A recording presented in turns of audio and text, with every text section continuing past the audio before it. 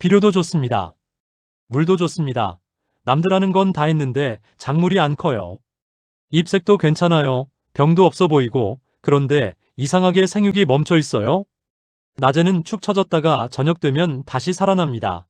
열매도 작고 뿌리는 약하고 수확량도 떨어집니다. 이런 밭 생각보다 많습니다.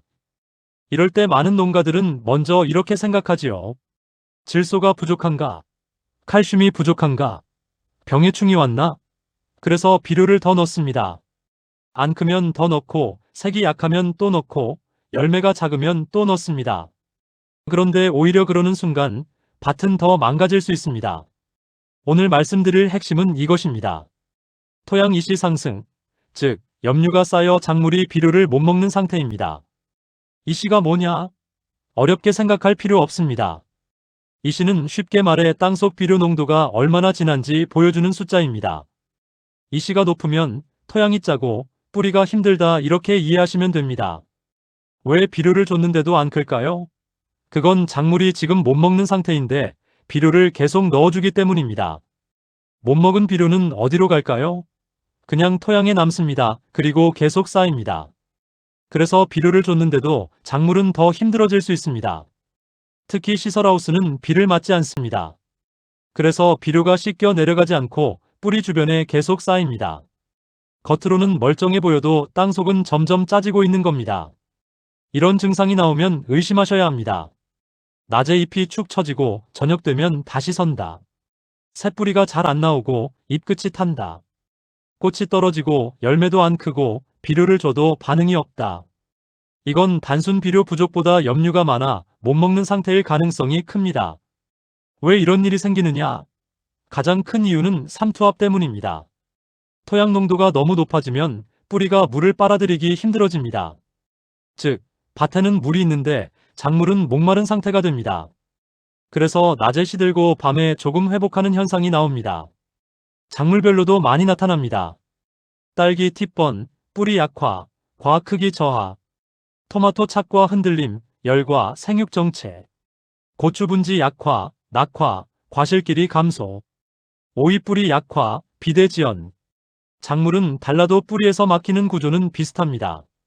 그럼 해결은 어떻게 하느냐? 첫 번째, 안 큰다고 비료부터 더 넣지 마십시오. 이게 가장 흔한 악수입니다.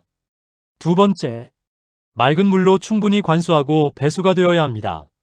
중요한 건 물만 주는 게 아닙니다. 쌓인 염류를 아래로 밀어내는 것입니다. 물이 빠지지 않으면 효과가 약합니다. 세 번째, 토양 물기를 만들어야 합니다. 심토 파쇄, 배수로 정비, 유기물 보강. 물이 움직여야 뿌리가 삽니다.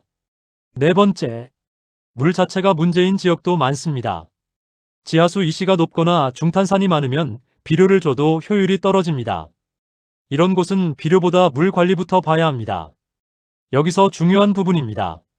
현장에서는 새 비료를 더 넣는 것보다 물길, 흡수 흐름, 뿌리 환경을 함께 살리는 관리가 훨씬 중요합니다.